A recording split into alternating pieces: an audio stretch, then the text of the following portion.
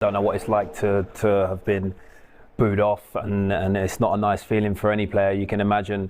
But to bounce back in that short space of time, that shows tremendous character. Yeah, to step up and be like, I'm the one. For your manager as well, who was the one that took you off, so no fault through Xerxes' performance. He just was getting battered in midfield against Newcastle, I think it was. Takes him off after 35 minutes. Utter embarrassment for any professional footballer. Comes on at Anfield last week, actually makes a difference. And then the definitive penalty, of course he didn't know it was going to be definitive when he named him 5, but it's still a big slot to go into. For his manager to say, do you know what? Go on, son. Go on, you're taking the 5th penalty. I thought was a big statement from Ruben Amorim. But Manchester United, in terms of their shape again, in terms of their hunger, their desire, everything that we thought had gone down the drain over the previous 2 or 3 weeks before the Liverpool game, it was there again. And when Ruben Amorim looks at his players and says, last week standards were there, this week, Dalot apart, crazy decision, standards were there in terms of being together as a team. Yes, they can play better, but of course they were backs to the wall stuff. But in terms of, do these players want to fight for the manager? Do these players want to defend?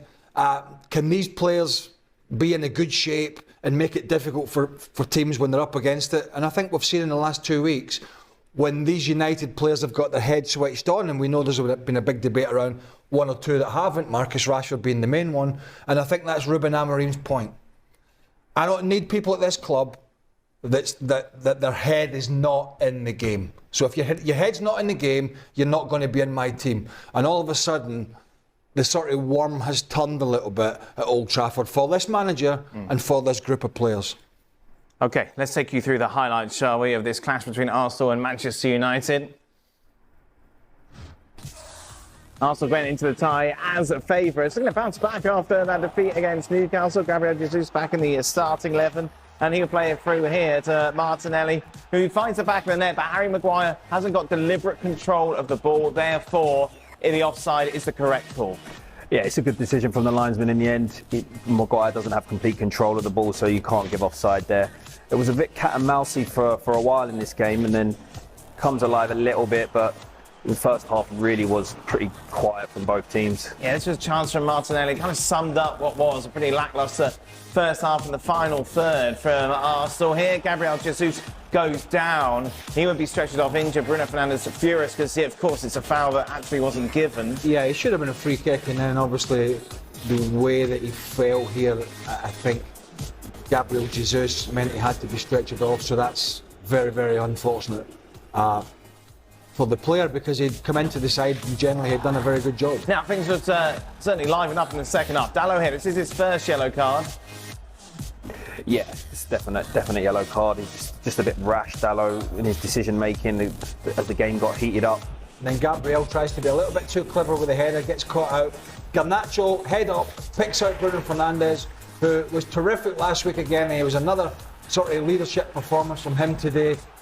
But this was, I think when I saw the youngster running through here, I'm thinking, right, okay, is he going to see the headlines and go for the shot? But he picks out his teammate. Watch this.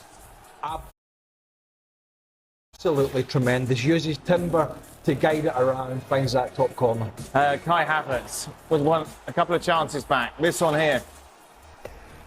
Yeah, just snatches at it and just doesn't get the right connection that you need to put it in the back of the net. And it was the start of a few chances missed.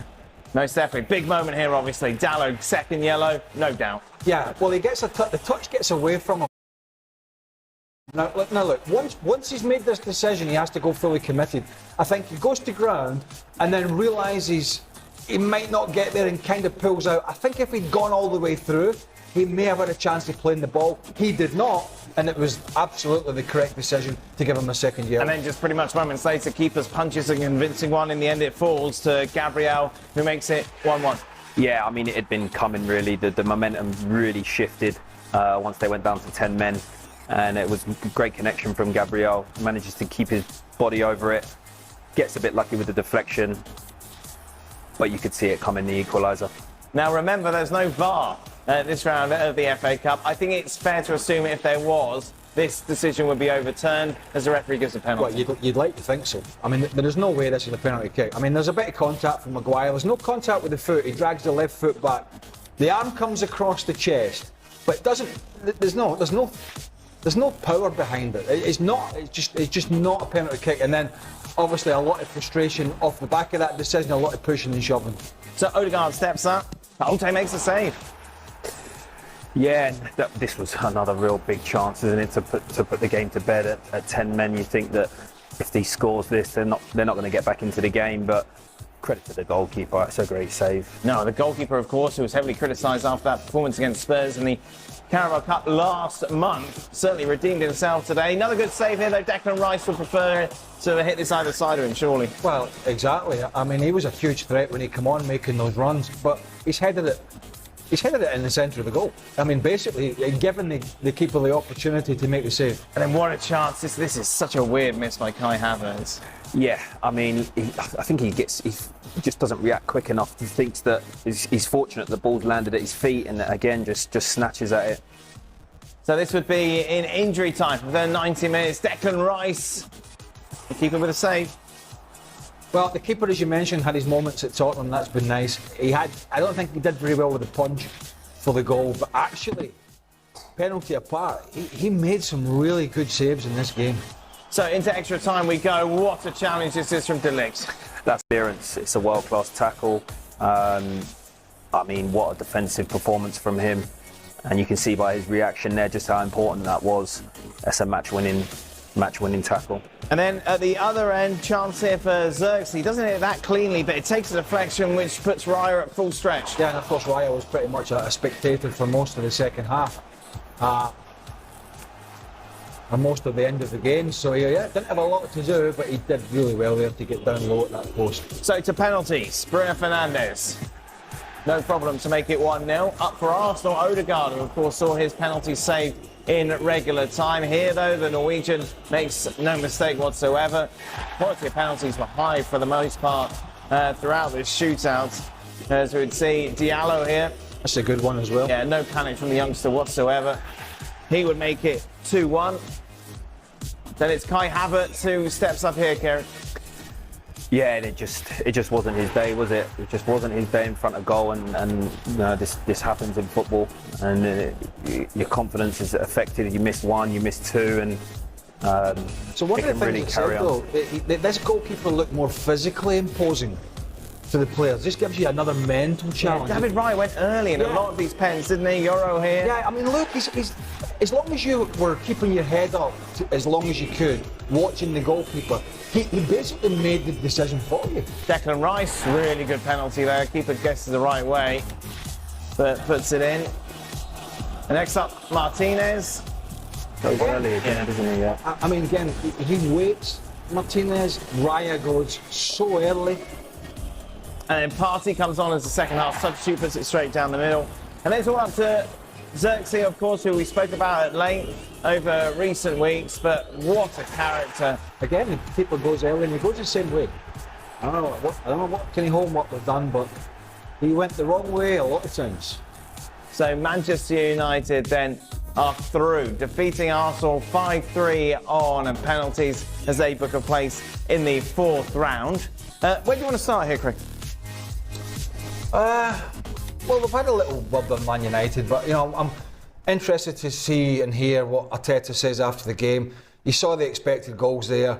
I'm fed up hearing about expected goals and pressure, and that's not the story of the game if you watch the game, which is what he said against Newcastle. Lots of possession, but not a lot of clinical finishing in the final third. Guess what? We have the same story over and over and over again. It is so obvious for Arsenal. And yes, they're missing Saka. Yes, they're missing some key players, but they're still getting into those areas, but they're not punishing sides. And when you don't punish sides, you give them opportunity, hope, and a chance at the other end. And that's what happened here. You look at the stats in the Newcastle game, and then you go and look at the stats in this game, albeit United were down to 10 men. But you go and look at the stats, and they're probably going to be very similar. Possession, crosses, chances, but once again, Arsenal have come out in the wrong end. And when you don't have people up front that are good enough to take you to the next level, which I think is the case with Arsenal, Arsenal will remain to be bridesmaids and not the bride. I just believe that. I mean, penalty apart, this is a weekly occurrence here from Kai Havertz, right? And it's almost like I feel I'm talking about Kai Havertz every time Arsenal play and every time we're on the show. And it's not because I want to do it, but it's because he plays in such an important position and he misses so many big chances. Now, I don't care about this. Anybody can miss a penalty. And actually, it was a very, very, very good save from the Manchester United goalkeeper. But if you're going to challenge the Liverpools and the Cities for the Premier League, you need a player in the front line that is way more effective than this guy is. And I know there are people who, and obviously Arteta's one of them, he sort of can't see past them, it seems. And I know they don't really have many other options, but that's his choice. It's his choice. He's had transfer windows to address this. He hasn't done it. He's unlikely to do it in January, unless they panic. Maybe he will with the Jesus injury, I don't know.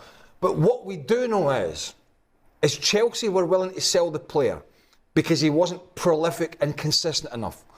And let's not forget, Arsenal buy him as a midfielder. That didn't work. So it was another mistake from Arteta. Now he plays him up front and he works hard and he runs and he's a good guy and he's got a great attitude.